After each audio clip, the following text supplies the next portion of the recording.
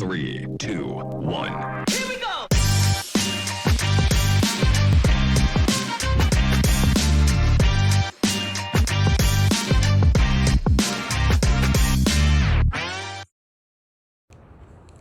Welcome, ladies and gentlemen, to this Friday episode of We Talk. I'm Yolanda Nell, and today we are chilling out at Joe's Beer House. Please stick around for our interview, but first we have the news.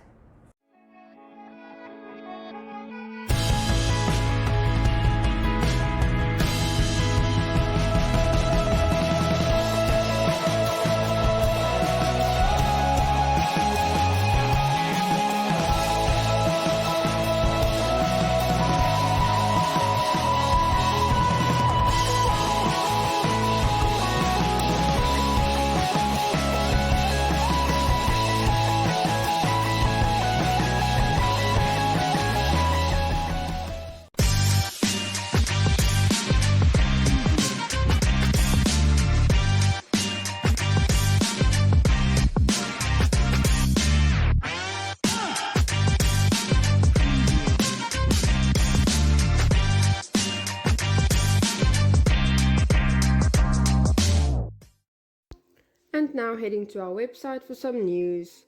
The SPCA announced a new initiative to help even more animals, this time in some of the most rural communities.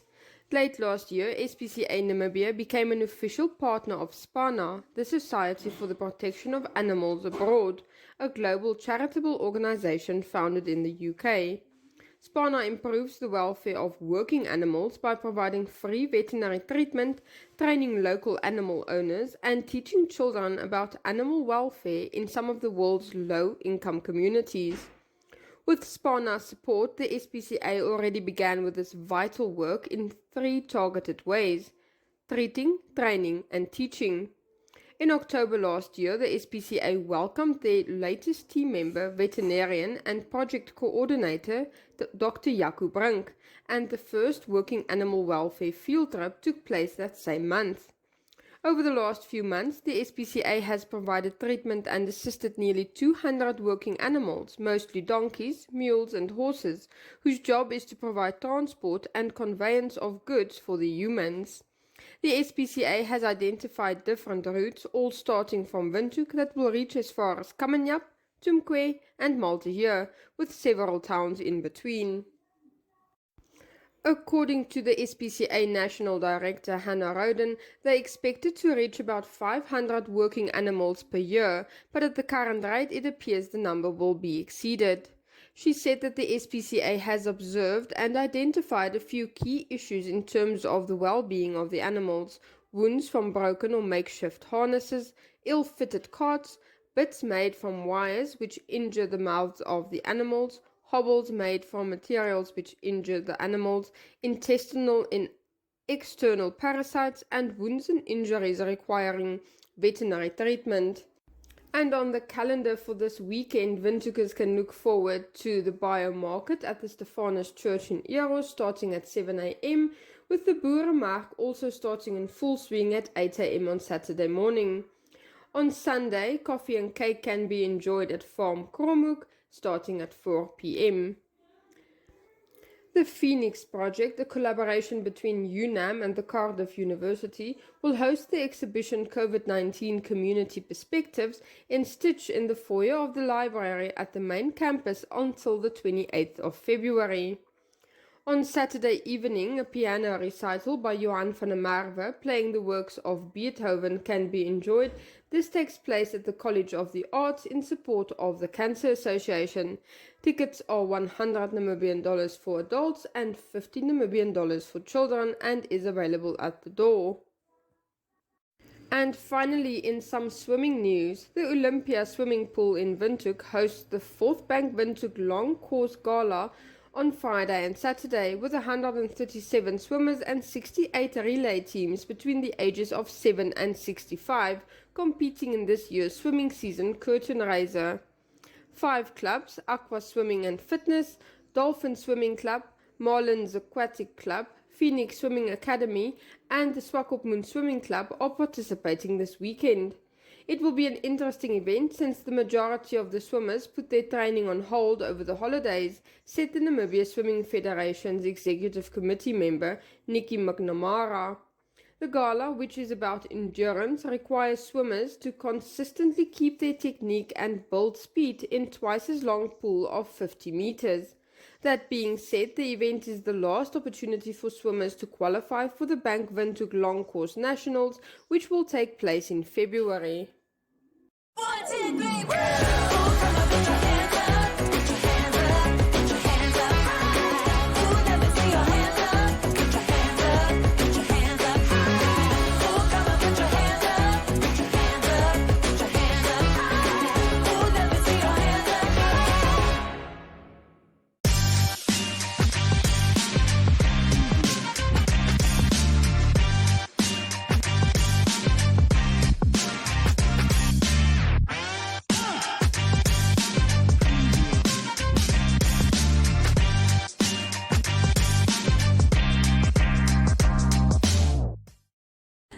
Welcome back, ladies and gentlemen. Today I'm sitting here with Carol from Joe's Beer House. Thank you so much for your time. Thank you also for the opportunity. Quickly tell us, you have the car boot sale on Saturday. Tell us more about this initiative. Okay, the car boot sale has been operative about 8, if not 9 years ago. We started it, and as it says, you put your goodies that you want to sell into your car boot, and then you bring it and you sell it at Joe's Beer House premises on the parking lot. How many vehicles can you accommodate for this event?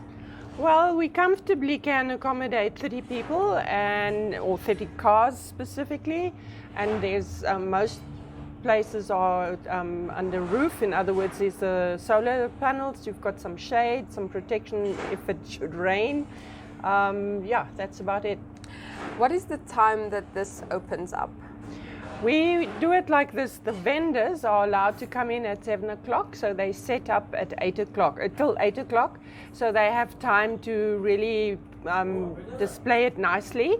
And at 8 o'clock we open the gates, and then the big rush comes barging in, and they just disperse all over.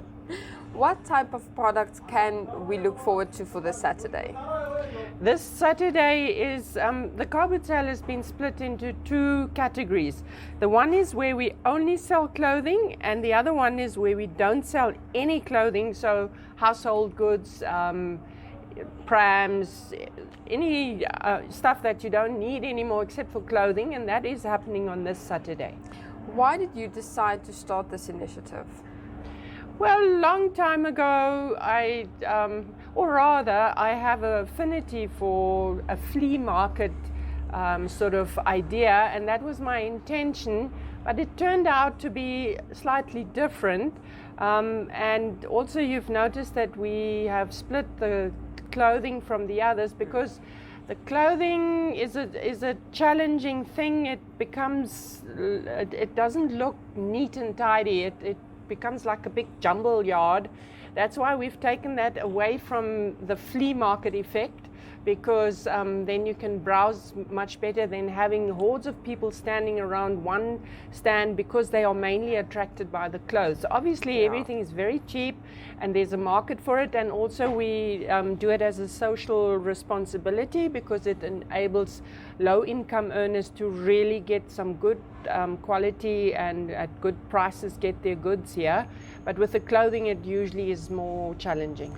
You said it has been running for 8-9 years. How did it grow during this time? Well, it's weird. The very first time was just my sister and myself, 2 cars. And then it grew over the years, over the months, whatever, for up to 10 cars. And I many times wanted to give up. And then later on it got really busy, because there was big demand and people got used to it, and we sometimes had about 40 cars, wow, which was really squeezing it. And then the famous story of COVID happened, and then things sort of died down quite a bit, and I would say we're now averaging about 25 cars per event. The exhibitors who want to sell their goods here, do they have to contact you beforehand, or can anyone just pitch up on Saturday? No, they can't pitch up. What they need to do is they need to send us an email. I will slowly say it. It's just admin@joesbeerhouse.com, or else they can phone to find out the email address. And I mean, it's easy to find Joe's telephone number, but here it is, 232-457, because you have to book a spot. Otherwise, we might overbook and then we have a problem. But the payment procedure is quite easy. We will have you on the list. You will be forwarded a form actually which gives you more details, and when you come on the day, then we will let you in and you can park wherever there's a parking space that's open. And then about just after 8 or between 8 and 9, we will go around from car to car and collect the funds. So it's quite convenient. The biggest thing is you just need to book a spot because we have to make sure we don't overbook. You have this event regularly throughout the year. What is the next event? Well, the next one will be in February, which will be the clothing one only. But with that, there's an interesting aspect as well. Over the years, the Lions Club has always been supporting us, or rather we invited them to come and sell at our premises, and obviously we don't charge them, and I actually have given it over to them. We still give the premises and we run the bookings and so on, but the proceeds actually go to them because they obviously have projects which they fund. So that's actually been handed over to them, and also to give us a bit of a break, because running it every month, time catches up quickly, and we've got other things to do. So that is over the last 2 years, I think we've ventured into that sort of agreement. Why should people come to Joe's Beer House? Car boot sale or no car boot sale? Well, the trick is you sell your goodies from your car, and then the bucks you made, you come and have a beer afterwards. And the beer will probably be ice cold. Yeah, but yeah, anyway. Yeah, well, Joe's is a social institution, has been around for 30 years. We had our 30th anniversary last year, and we're still going strong, even with all the challenges all of us face. Carol, thank you so much, and good luck for Saturday's event. Thank you, and I'm my best client as well. I love going through and buying new junk, although we have more than enough. Thank you. Ladies and gentlemen, now you know where you need to be this Saturday. We'll be back soon.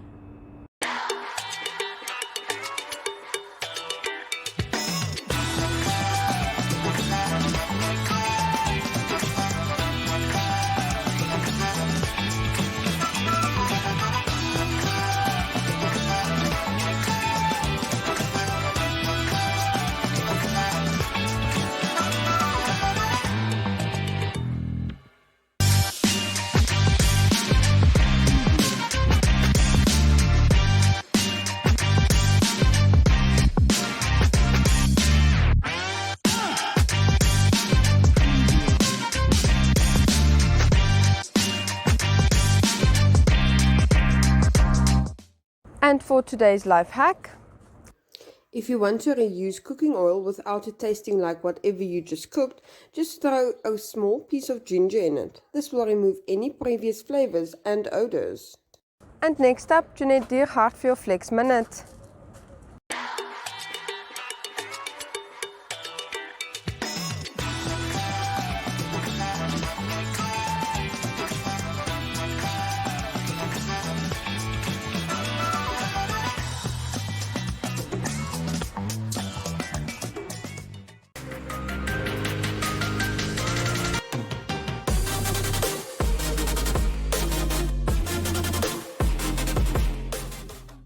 Hi everybody and welcome back to Flex. I'm Jeanette Diergaard, your presenter for Flex, and today we will be focusing on stretches that you can do for your lower back. Now, first of all, what will help with that is if you have really nice tight gluteus maximus. So let's go into a bridge pose and squeeze those glutes. This will help strengthen your glutes. It will definitely give that supporting muscle. So, you know, when you have lower back pain, at least you also have tight glutes. Okay, that's not how it works, but having nice and firm and strong glute muscles will help you with your lower back pain problems, depending on where it originates from and why it is occurring.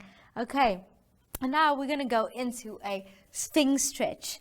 So this one, another yoga movement. So a lot of yoga movements actually helps with a lot of stretches and a lot of pains. So this one, I want you to just go as far as you can go, lift your pelvis off and really stretch into that lower back. So you'll definitely feel that one, but go into it as far as you can go. But if a position hurts, then stop doing that or don't go too far. That brings us to the end of this one. I will see you guys next time.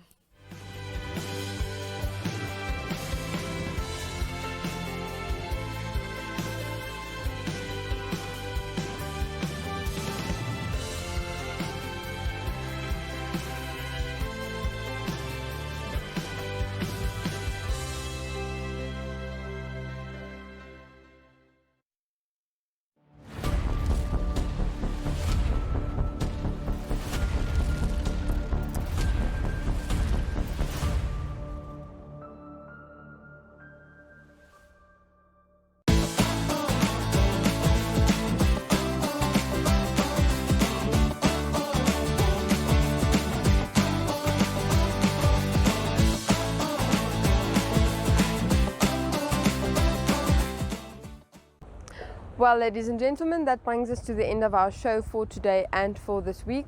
Please come and make a turn tomorrow at Joe's Beer House. One man's junk is another man's treasure. Have a good weekend. We'll see you back on Monday.